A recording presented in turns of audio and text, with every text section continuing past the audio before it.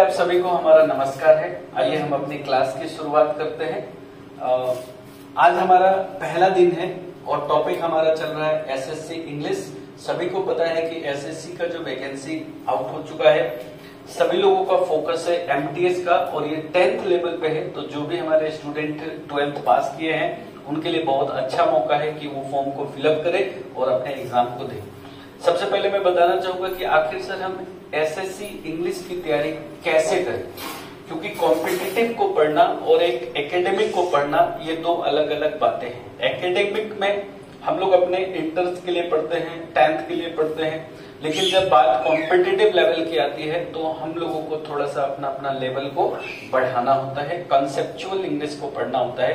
क्या क्या पढ़ना पड़ता है, मैंने कुछ क्वेश्चंस लिख रखे हैं यहाँ पर। आइए हम इन क्वेश्चंस को एक एक करके डिस्कस करना स्टार्ट करें और देखते हैं हम लोगों से कितना जल्दी क्वेश्चन हो जाता है। सो माय डियर स्टूडेंट्स, पहला डायरेक्शंस आप लोग पढ़ेंगे। सबसे पहले तो आप लोग बिल्कुल जीरो लेवल से चालू करेंगे। कह रहा है कि find out the correct meaning of the idiom phrases. कह रहा है कि इडियम फ्रेजेस जो दिया गया है इसका करेक्ट मीनिंग आपको बताना है। तो इस तरह का आपके सवाल एग्जाम्स में पूछे जाएंगे। पहला ऑप्शन आपके सामने दे रखा है कि ब्लैक ऑक्स, और ये एसएससी एमटीएस 2011 में ये क्वेश्चन को पूछा गया था।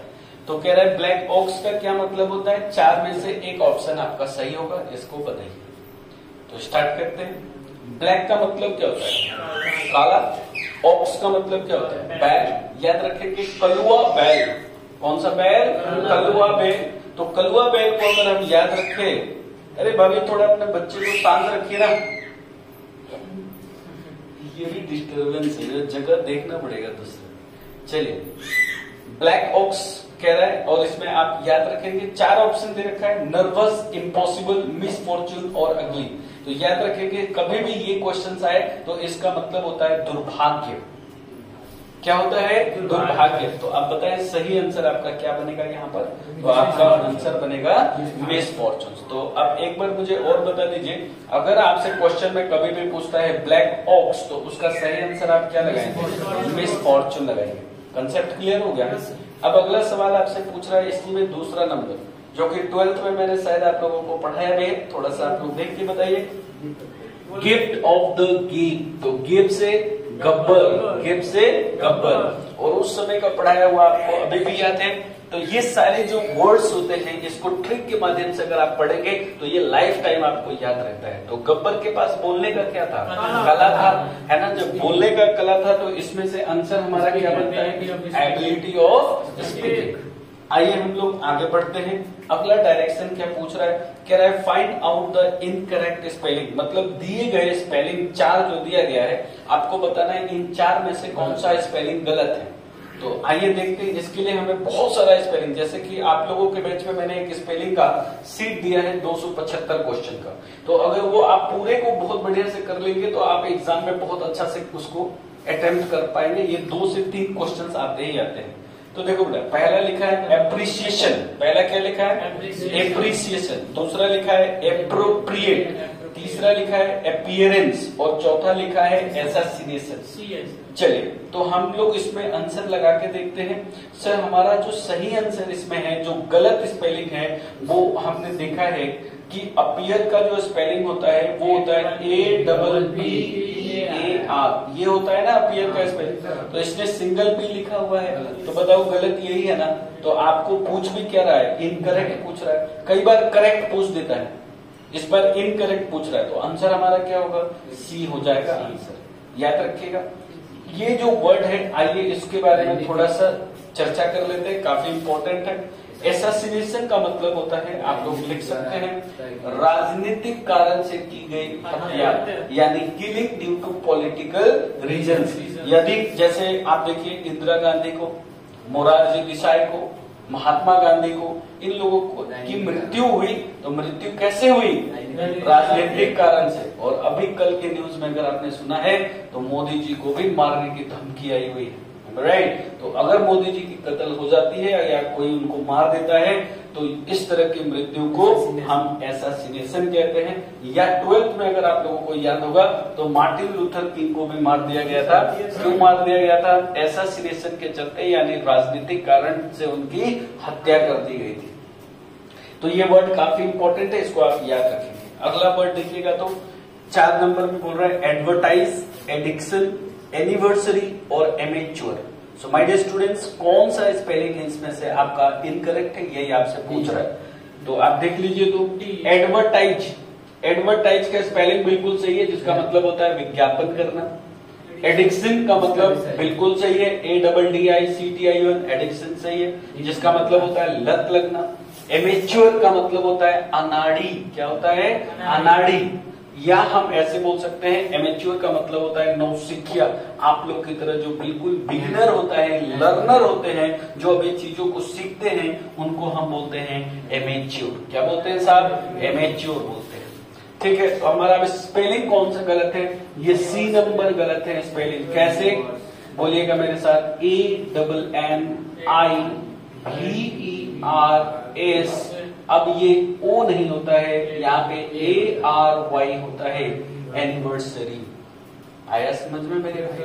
अब देखिए अगला सवाल कह रहा है find out the correct one word substitutions. One words आपसे पूछा जा रहा है। आप पहला क्वेश्चन देखिए 5 नंबर कह रहा है ए पर्सन, यानी ऐसा व्यक्ति, extremely desirous of money. Desirous का मतलब होता है बिल्कुल पूर्ण रूप से पैसे का एकदम लोभी होना, उसको क्या बोलते हैं? यानी धन लोभी होना। कौन सा? पैसे का लोभी होना। चलिए आइए हम चारों ऑप्शन को बताएं। माइजर मतलब होता है कंजूस, इकोनॉमिकल का मतलब होता है कम खर्च करने वाला, एक्स्ट्रावेगेंट का मतलब होता है ज्यादा खर्च करने वाला, और एवारिशियस का मतलब होता है धन लोभी, यानी जो लालची होते हैं पैसे का, उसको हम बोलते हैं एवारिशियस। बोलो 5 क्वेश्चंस क्लियर हुए मेरे भाई? तो इसको आप याद रखिएगा। अगला सवाल हम लोग बढ़ते हैं, टेक योर टाइम, इसको एक बार नोट डाउन कर लीजिएगा, हम लोग आगे बढ़ते हैं।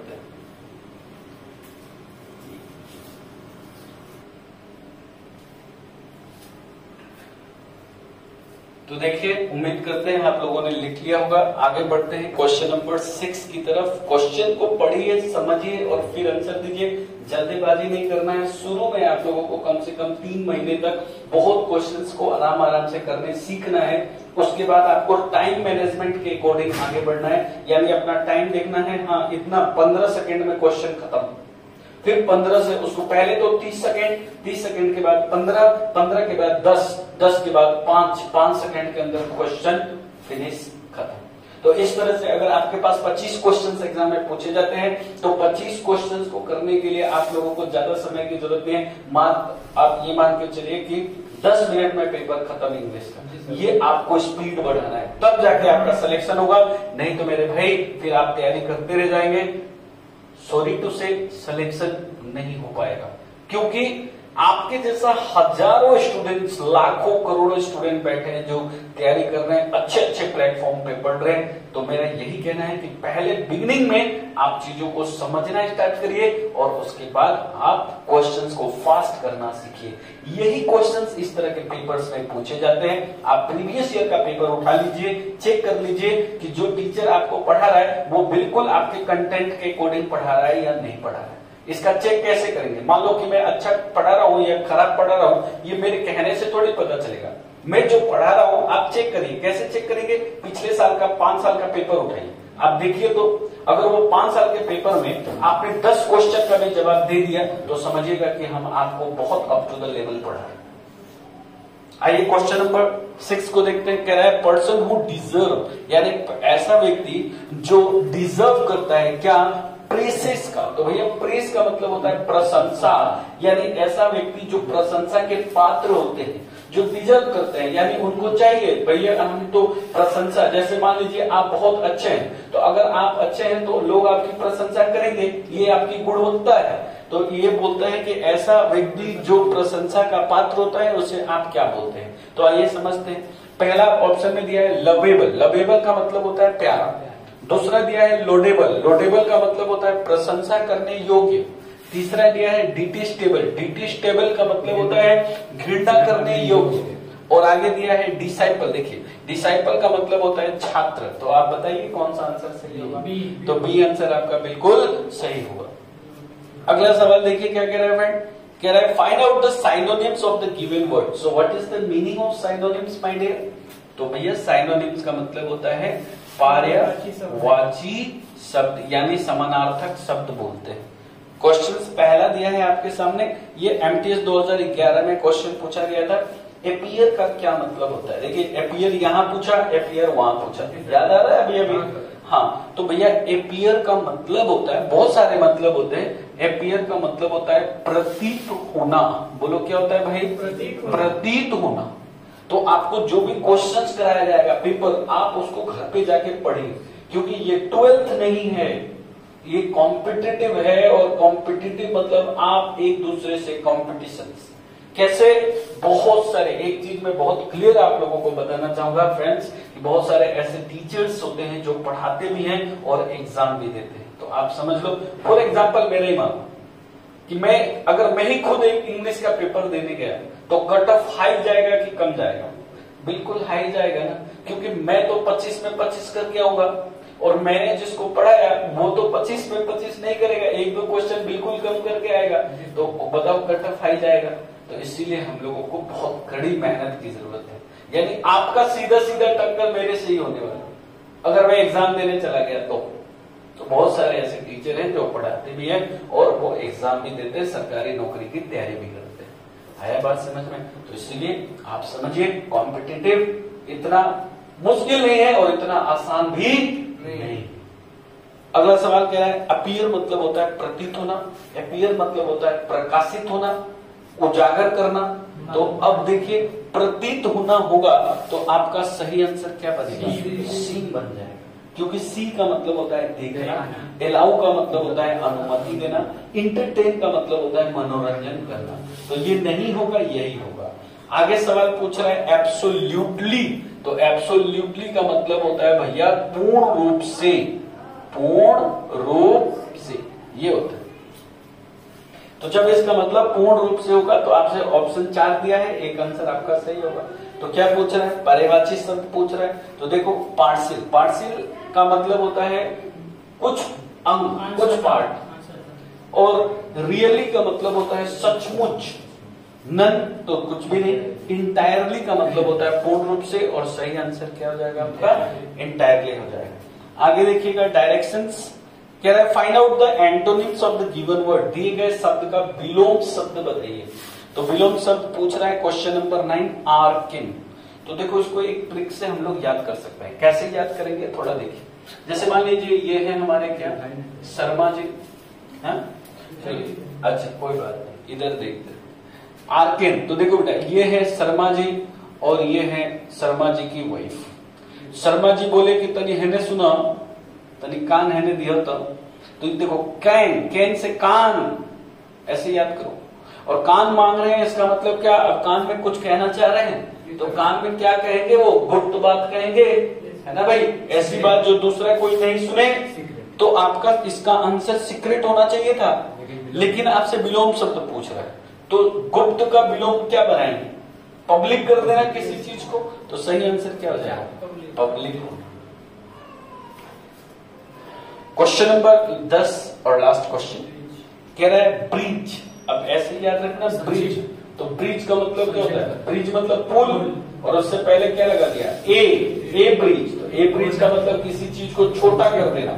जैसे मान लो तुम ऐसे याद कर लो ब्रिज, तो गंगा नदी पे अगर जब ब्रिज बनेगा, पुल बनेगा, इसका मतलब वो डिस्टेंस छोटा होगा कि नहीं होगा? छोटा होगा। तो बिल्कुल छोटा हो जाएगा, क्योंकि अगर मान लीजिए पुल नहीं होता तो आपको जाने में बहुत टाइम लगता, और पुल बन जाने से टाइम आपका बच जाएगा। तो मेरे भाई बताओ, ए ब्रिज का मतलब होता है छोटा करना। छोटा करना का इंग्लिश क्या बनता है? कर्टेल। कर्टेल मतलब छोटा करना। लेकिन पूछ क्या रहा है? उल्टा। तो उल्टा पूछ रहा है तो हो जाएगा स्ट्रेच। तो आंसर क्या हो जाएगा यहाँ पे? तो इस हाँ बिल्कुल। तो इस तरह से मेरे दोस्तों हम लोगों ने देखा एसएससी एमटीएस का हम तैयारी किस प्रकार से करें। आगे पैसेज आएगा, कॉमन एरर आएगा, और कॉमन एरर के लिए हम लोगों को पूरी ग्रामर पढ़ने की जरूरत है, जो आप लोगों ने 12th में पढ़ा है। बिल्कुल शुरू से लेकर लास्ट तक हम लोगों को पढ़ने की जरूरत है, एक अच्छे लेवल से जानने की जरूरत है। तो इस तरह से हम लोगों का बैच स्टार्ट हो चुका है। तो आप लोग सभी आइए, सुबह 7 से 8 हमारा बैच चल रहा है एसएससी इंग्लिश का। Thank you for watching the video. मिलते हैं अगले वीडियो में। आया बात समझ में? मेरे क्वेश्चन कुछ लेवल समझ में है?